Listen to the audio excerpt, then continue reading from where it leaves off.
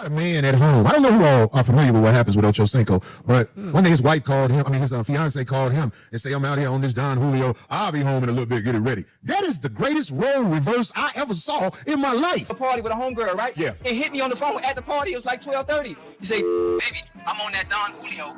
You better be ready when I get home." Oh, I done took a shower. I done lotioned up. Well, I'm finna wear her ass out.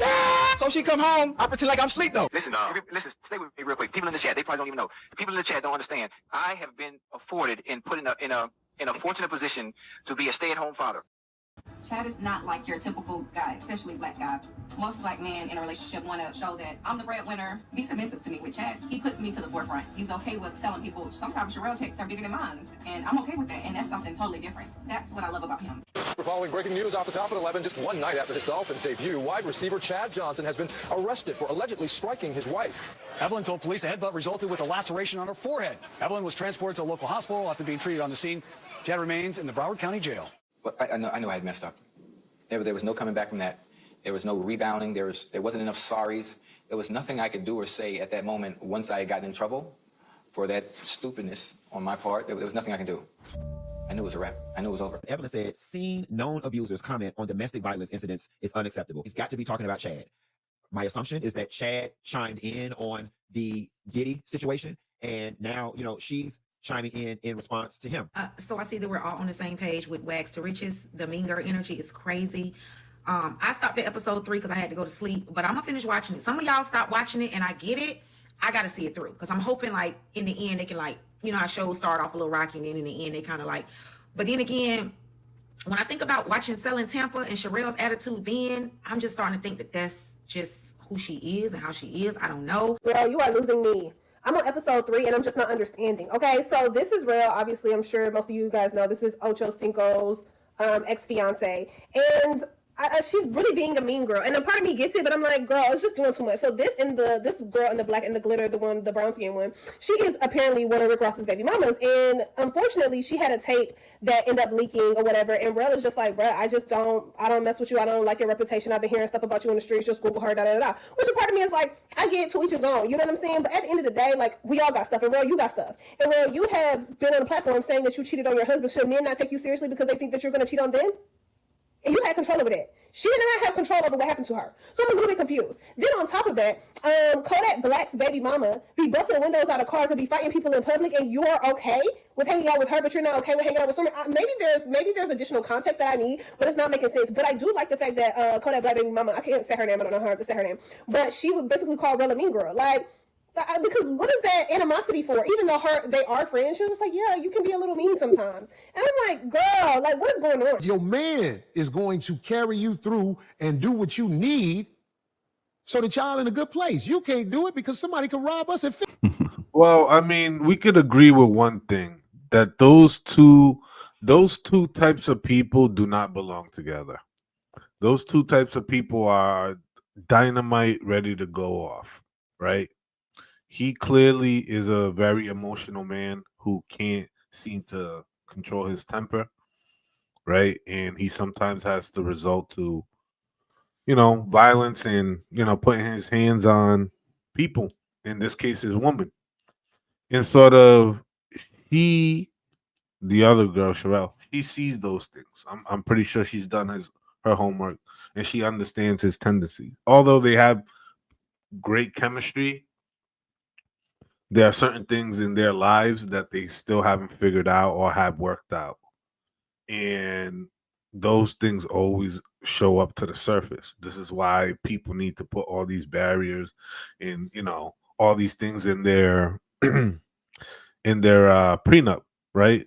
Is to protect themselves, which is fine, but it's not so much from a financial aspect. It's also from a safety aspect, right? Like, each party views the other as a bit of a liability. She was definitely being a mean girl, though. When I watched it, she definitely was. I actually thought she had like a problem with darker skinned women up there while I was watching it. And I was just trying not to, like, damn, my bad, hold up.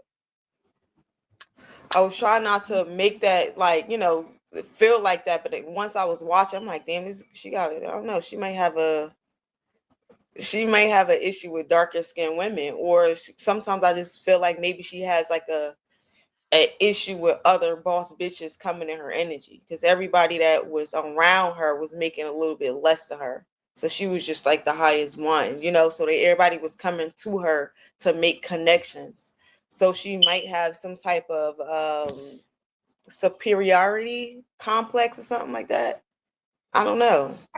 And I don't know, like in on the clip, she said she liked being the breadwinner. She liked the fact that Chad wasn't like most black men or whatever. He was just taking the route, the not so traditional route, with like, all right, I'm being a stay-at-home dad. So she liked that control feeling.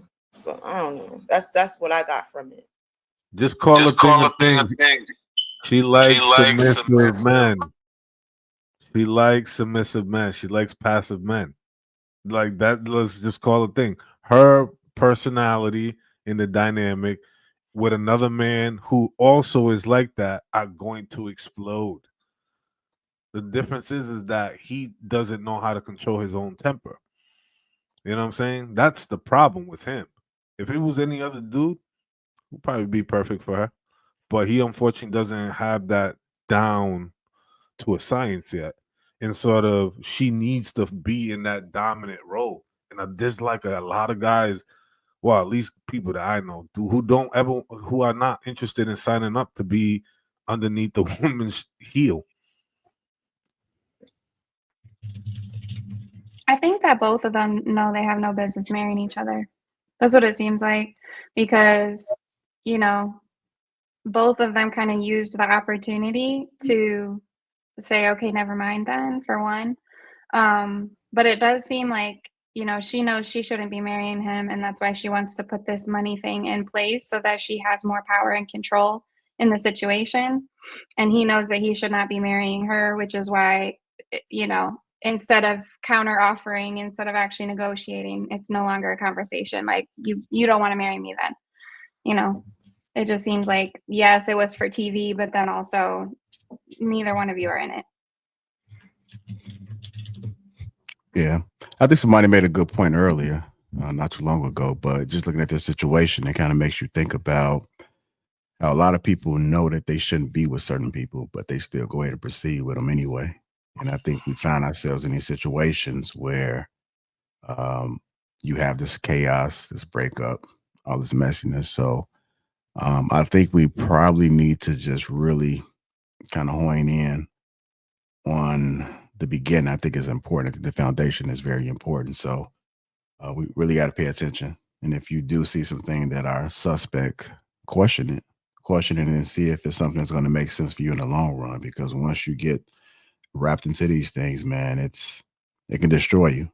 You know, both man and woman, depending on what you have and depending on what y'all created. So I think it's important for us to really kind of just focus in the beginning and make sure we don't wind up in these situations.